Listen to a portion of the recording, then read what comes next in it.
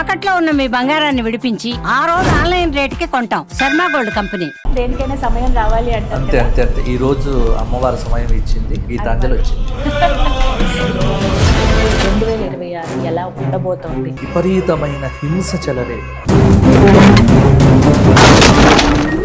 అధికార పార్టీ వారే మరి బంగారం పైన పెట్టుబడి పెట్టమని, బంగారం మీద పెట్టుబడి పెడితేనే మనం తొందరగా అమ్మలేము. అంటే ఒకసారి దేవాలయానికి వెళ్ళామంటే ఒక పద్ధతి ఉంటుందంటారు. అసలు దేవాలయ సందర్శనం ఎలా ఉండాలి? జగదంబ దేవాలయంలో పొద్దున రష్ ఉంటుంది, సాయంత్రం జగదంబ వైన్స్ లో రష్ ఉంటుంది. డబ్బు పెరిగిందా, భక్తి పెరిగిందా, భయం పెరిగిందా? ప్రదక్షిణం ఎందుకు చేయాలి అసలు దేవాలయంలో? ఒక క్రిస్టియన్ ఎలా వెళ్తాడు అలాగే వెళ్తాడు, ఒక హిందువు ఎందుకు వెళ్ళట్లేదు? కోరికల కోసం చేయాలా నిత్య దీపారాధన? లేదు, మన జీవితంలో మార్పు కోసం చేయాలి. ఈ నూనె పెట్టండి, ఆ నూనె పెట్టండి, ఈ నూనె పెడితే ఇది వస్తుంది, ఆ నూనె పెడితే ఇది వస్తుంది. ఇవన్నీ మనకు నూనె పుయ్యడానికే. మగవాడు దీపం పెట్టాలా, ఆడవాడు దీపం పెట్టాలా అనేది పెద్ద సందేహం చాలా మంది. ఎవరి సెల్ ఫోన్ వాళ్ళకున్నప్పుడు, ఎవరి సిమ్ కార్డు వాళ్ళకున్నప్పుడు, ఎవరి అకౌంట్లు వాళ్ళకున్నప్పుడు ఏ దీపాలు రెండు పెట్టుకుంటే తప్ప. కలియుగంలో పాప పుణ్యాల ఫలితం వెంటనే కనిపించదు, దానికి కూడా ఒక సమయం ఉంది అని అంటూ ఉంటారు. ఇది నిజం? ఇందు గలడందు లేడని సందేహము వలదు చక్రి సర్వోపగతుందు ఎందెందు వెతికి చూచిన అందందే గలడు దానవాగ్రని వింటే. ప్రేక్షకులందరికీ నమస్కారం, నేను గీతాంజలి. ప్రస్తుతం మనతో పాటు శృంగేరి శారదాపీఠ ఆస్థాన పండితులు, ప్రవచన నిధి డాక్టర్ బాచంపల్లి సంతోష్ కుమార్ శాస్త్రి గురువు గారు ఉన్నారు. గురువు గారితో మాట్లాడి 2026వ సంవత్సరం అసలు ఎలా ఉండబోతుందో తెలుసుకుందాం. ఎందుకంటే సంతోష్ కుమార్ శాస్త్రి గారి గురించి చెప్పాలంటే అందరికీ తెలిసిందేనండి, నేను పెద్దగా పరిచయం చేయవలసిన అవసరం లేదు. తెలంగాణ రాష్ట్రం ఏర్పడిన దగ్గర నుండి ఇప్పటి వరకు కూడా వారే ప్రతి యుగాదికి పంచాంగాన్ని వివరిస్తూ ఉంటారు. వారు పంచాంగకర్త కూడా, వారే పంచాంగాన్ని రాస్తూ ఉంటారు. వారు ఏవైతే చెప్పారో ప్రిడిక్షన్స్ అన్ని కూడా నిజమవుతూ రావటం అనేది మనం గమనిస్తూ ఉంటాం.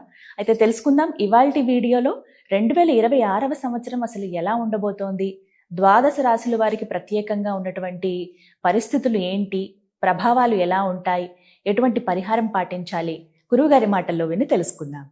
గురువుగారు నమస్కారం అండి. నమస్కారం అమ్మా. చాలా సంతోషం మిమ్మల్ని కలవటం. ఎప్పటి నుంచో అనుకున్నాం దేనికైనా సమయం రావాలి అంటే. అంతే అంతే అంతే. ఈ రోజు అమ్మవారి సమయం ఇచ్చింది, నిజం, గీతాంజలి వచ్చింది. చాలా చక్కగా చెప్పారు, మీ నోటి వెంట మా పేరు. చాలా సంతోషం. గురుగారు 2026 ఎక్కడ చూసిన డిసెంబర్ వస్తోందంటే చాలు, అంటే మన సంవత్సరాది కాదు ఖచ్చితంగా, కానీ ఆ నెంబర్ మారుతుందనగానే కుతూహలం ఎలా ఉంటుందో, మా రాశికి ఎలా ఉంటుందో, అసలు 26 అనేది ఎలా ఉంటుందో అనేది చాలా మందిలో ఆ కుతూహలం కనిపిస్తుంది. మరి ఏంటి 2026 ఎలా ఉండబోతోంది? అటు రాశుల పరంగా కానీ మొత్తం భౌగోళికంగా ఎలాంటివి ఉండబోతున్నాయి అంటారు? అఖిలాండ కోటి బ్రహ్మాండ నాయకుడైనటువంటి వెంకటాచలపతి మా ధర్మపురి లక్ష్మీ నరసింహస్వామికి ప్రార్థన చేస్తూ 2026 గురించి చెప్పుకోవాలనుకున్నా 2026లో ఉన్న గ్రహములను బట్టే చెప్పాలి. అంతే. ఎందుకంటే ఉగాది వస్తే కానీ మనకు పూర్తి పంచాంగం అనేటువంటిది రాదు. సరే, నేను పంచాంగం రాస్తాను కాబట్టి, ఆల్రెడీ నా పంచాంగం అనేటువంటిది ప్రిపేర్ అయిపోయింది కాబట్టి, మేము చెప్పాలన్నా రాశులను బట్టి, గ్రహాలను బట్టి, గ్రహ సంచారాన్ని బట్టి 2026 ఏప్రిల్ వరకు ఏమీ పెద్దగా మారే గ్రహాలు ఏం లేవు. కానీ 2026లో మాత్రము ఒక 3 విషయాలు ఉన్నాయి. అంటే దేశారిష్ట యోగాలు ఎక్కువగా ఉన్నాయి. చాలా దేశారిష్ట యోగాలు, అంటే దేశానికి అరిష్టం కలిగించేటువంటి యోగమును దేశారిష్ట యోగము అంటారు. ఇవి 2026లో కొంత ప్రబలంగా కనిపిస్తూ ఉన్నాయి. ఒకటి ఏమిటి? ఏప్రిల్ 10 నుండి జూలై 4 వరకు కాలసర్పయోగం అనేటువంటిది ఉంది. ఏప్రిల్ 10 నుంచి జూలై 4 వరకు ఉన్నటువంటి కాలసర్పయోగం, నవంబర్ 10వ తేదీ నుండి సంవత్సరం ఆఖరు వరకు సింహరాశిలో కుజస్తంభన యోగము, సెప్టెంబర్ 18 నుంచి అక్టోబర్ 15 వరకు కర్కాటక రాశిలో కుజ గురువుల యొక్క కలయిక. ఇది మూడింటిని బేస్ చేసుకొని వచ్చే సంవత్సర ఫలితాలను, అంటే 2026ను మేము నిర్ణయం చేస్తాం. అంటే ఇప్పుడు మీకు అర్థమైంది కదా, మేము చెయ్యాలన్నా వచ్చే సంవత్సరం ఉన్న ఇటువంటి యోగాదులు చూసే ఇప్పుడు కాలసర్పయోగం ఉంది. కాలసర్పయోగంలో మనకు సంవత్సరం ఆరంభమైంది. గత సంవత్సరం ఇబ్బందులు చూస్తూ ఉన్నాం, మిక్కిలి ప్రమాదములు, చాలా చూసాం. తర్వాత రైతులకు నష్టం, సరిగ్గా పంటలు పండే టయానికి ఏదో తుఫాన్లు రావటం. కాబట్టి ప్రకృతి వైపరీత్యాలు. ఇప్పుడు మార్చి 19 నుండి జూన్ 30 వరకు త్రిగ్రహ చాతుర్గ్రహ కూటమి కాలసర్పయోగాలు. ఈ మూడింటి ప్రభావము ఈ 2026 మనకు జూన్ 30 వరకు. కాబట్టి ఈ సమయంలో కొంత చాలా రాజకీయంగా కొంత అనిశ్చితి కావచ్చు. పశ్చిమ బెంగాల్ వంటి ప్రదేశములలో విపరీతమైన హింస చెలరేగవచ్చు. కొంత మత సంబంధమైనటువంటి కొంత కల్లోలములు వీటికి హేతువు కావచ్చు. కాబట్టి ఈ విషయముల యందు ప్రజలు చాలా జాగ్రత్తగా ఉండాలి. ముఖ్యంగా ఈ సంవత్సరం వేసవి అద్భుతమైన హీట్ ఉంటుంది. నాకు తెలిసి 50 డిగ్రీలు టచ్ కావటం అమ్మో అంటే ఎండ తప్పకుండా అవుతుంది. 50 డిగ్రీలు కొన్ని రాష్ట్రముల్లో. ఇప్పుడు ఈ వీడియోని అయితే రికార్డ్ అయ్యే ఉంటుంది కదా, మీరు చూడవచ్చు. ఎందుకంటే మనం ఇంత ముందుగా చెప్తున్నాను కదా, ఖచ్చితంగా 50 డిగ్రీల వరకు కొన్ని రాష్ట్రముల యందు నమోదవుతుంది. ఎన్నికలు జరిగేటువంటి రాష్ట్రాల్లో కొన్నిటిల్లో అధికార పార్టీ వారే అధికారాన్ని పొందే అవకాశం అధికంగా కూడా కనిపిస్తూ ఉన్నది. అలాగే కొంత సినీ పరిశ్రమలో కూడా కొంత కల్లోలమైన వాతావరణం ఏర్పడవచ్చు. దాదాపు బాగా అద్భుతం అనుకున్నటువంటివన్నీ డిజాస్టర్లు కావచ్చు, ఏమీ లేనివి సైలెంట్ గా వచ్చి అద్భుతమైన విజయాలు వస్తాయి. ఇవి కూడా జరగవచ్చు. జూలై 1 నుండి సెప్టెంబర్ 30 వరకు కాలసర్పయోగం. ఈ కాలసర్పయోగం ఇక్కడ అంటే కాలసర్పయోగం ముగిసిపోతుంది. ఆ కాలసర్పయోగం ముగిసిన తరువాత కొంత నైరుతి ఋతువుల యొక్క గాలులు వస్తాయి కదా, ఋతుపవనాలు అంటాము. వాటి యొక్క ప్రభావం చేత రాష్ట్రమంతా కొంత వర్షాలైతే ఇబ్బంది లేదు. కానీ ఇక్కడ గుర్తుపెట్టుకోవాల్సింది ఏంటంటే సకాల వర్షాలు, అకాల వర్షాలు. సకాల వర్షముల కంటే అకాల వర్షములే ఎక్కువగా. 2026లో ప్రజలు డబ్బు జాగ్రత్తగా పెట్టుకోవాలి. రిసెషన్ వచ్చే అవకాశం కూడా ఉంది. కొంత ఇక్కడ కదా అమెరికా కానీ 2026 కాదు 27 వరకు కూడా డబ్బులు ఎక్కడ పెట్టొద్దు. భూమి మీద పెట్టకండి, క్యాష్గా పెట్టుకోండి, దాచిపెట్టుకోండి. డబ్బులు విచ్చలవిడిగా ఖర్చు పెట్టడం అనేటువంటిది ఇబ్బంది పడతారు.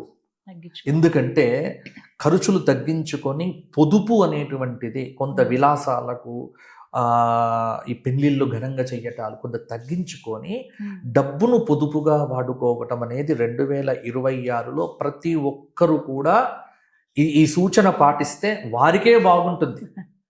కాబట్టి షేర్లలో పెట్టుబడులు ఒకసారి ఢమాలైపోతాయి. తర్వాత మ్యూచువల్ ఫండ్స్ లో పెట్టండి అని చెప్తున్నారు, కానీ అది చాలా దీర్ఘకాలికంగా ఉండాలి. కాబట్టి దానిలో కూడా కష్టమే. కొంత బంగారం అనేటువంటిది రేట్ ఇంకా పెరుగుతుంది, ఖచ్చితంగా పెరుగుతుంది. 100% బాగా పెట్టొచ్చు. బంగారం మీద పెట్టుబడి పెడితే నష్టం లేదు. ఎందుకంటే బంగారం అంటే ఎప్పుడంటే అప్పుడు క్యాష్గా చేసుకోవచ్చు. కాబట్టి ఒక భూమి మీద పెట్టుబడి పెడితేనే మనం తొందరగా అమ్మలేము. కాబట్టి బంగారం మీద పెట్టుబడి బాగుంటుంది. అక్టోబర్ 1 నుంచి డిసెంబర్ 31 వరకు అన్ని గ్రహములకు కూడా సమసప్తకము, షష్టాష్టక స్థితి. కాబట్టి ప్రతిరోజు గవర్నమెంట్లో ఏదో ఒక ప్రాబ్లం, తెలంగాణ గవర్నమెంట్ కావచ్చు, ఆంధ్రప్రదేశ్ గవర్నమెంట్ కావచ్చు, సెంట్రల్ గవర్నమెంట్ కావచ్చు, ఏదో ఒక ప్రాబ్లం తప్పకుండా ఉంటుంది. ఉత్తరాది దేవాలయాల యందు కూడా కొన్ని అపశృతులు వచ్చే అవకాశము ఉంది. జాగ్రత్తగా ఉండండి. ఏది చార్ధామ్ యాత్రలు, తర్వాత మానస సరోవర యాత్రలు చేసేటువంటి వారు, అమరనాథ్ యాత్రలు చేసేటువంటి వారు ఇంకా జాగ్రత్తలు తీసుకోవాలి. ఎందుకంటే ఉత్తరాది రాష్ట్రముల్లో ప్రాకృతిక బీభత్సములు, కొండ చర్యలు విరిగిపట్టం అనేటువంటిది వచ్చే సంవత్సరం అధికంగా ఉండే అవకాశం ఉంది. విహారయాత్రలు, విషాద యాత్రలు కావచ్చు, విచ్చలవిడిగా వెళ్ళకండి. అలాగే పంజాబ్, బీహార్, ఉత్తరప్రదేశ్ రాష్ట్రాల్లో కొంత అరాచక శక్తుల యొక్క ప్రభావం అనేటువంటిది కనిపిస్తుంది. అలాగే కొన్ని భూకంపాలు వచ్చే అవకాశము ఉంది. అలాగే పశ్చిమ బెంగాల్ వంటి ప్రాంతముల యందు కొన్ని అల్లర్లు జరిగే అవకాశం కూడా ఉంది. కొన్ని రాష్ట్రాల యందు రాజకీయంగా మార్పులు కూడా జరిగేటువంటి అవకాశం కూడా లేకపోలేదు. ఈ ప్రభుత్వము ఆ ప్రభుత్వము కావచ్చు, ఆ ప్రభుత్వము వేరే ప్రభుత్వము కావచ్చు, మొత్తానికి ఇటువంటి మార్పులు 2027 జనవరి 1 నుండి ఏప్రిల్ 6 వరకు, అంటే మీరు 2026 అడిగారు, నేను 27 వరకు చెబుతున్నాను. సింహరాశిలో కుజస్తంభన యోగము వల్ల కొంత అంతగా పరిస్థితులు అనేటువంటివి అనుకూలించవు. కెనడా, ఆస్ట్రేలియా, న్యూజిలాండ్ మొదలైనటువంటి దేశాల్లో కూడా కొంత ఇబ్బందులు అనేటువంటివి కలుగుతాయి. కాబట్టి ఇటువంటి ప్రభావం అనేది ఈ 2026లో గ్రహణములేవీ లేవు. 2026లో ఏ గ్రహణములు లేవు. గ్రహణములు వస్తే మీ టీవీలకు ఎక్కువగా అసలు దొరుకుతుంది మ్యాటర్. జాగ్రత్త చెప్దామని లేదు, ఎక్కువ గ్రహణములు భారతదేశంలో కనిపించేటువంటి గ్రహణములు ఏవి కూడా మనకు 2026లో లేవు. అలాగే ఈ సంవత్సరం ఏమిటి అంటే కొంత భూకంపము, సునామీ వంటి ఉపద్రవాలు కూడా వస్తాయి. అందువల్ల దేవాలయాలలో కొంత శాంతి కార్యక్రమాలు ఇవన్నీ చేయించటము. చెప్పారు. ధన్యవాదాలు గురుగారు.